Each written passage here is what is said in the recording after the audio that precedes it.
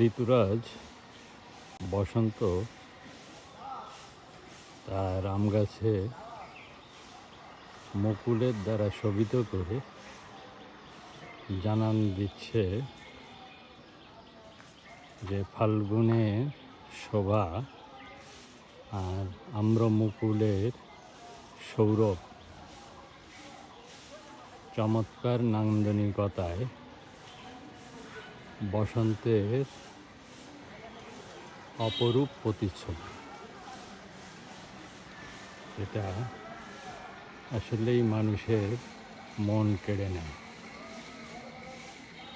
এর পরবর্তীতেই আম ধরবে, পাকবে, আর মানুষ তা আহার করবে। এটাই বাংলার ঋতু বৈচিত্র্যের মূল রহস্যভেদ। ধন্যবাদ। ভালো থাকবেন। মালিক ভরসা। জয় জননী।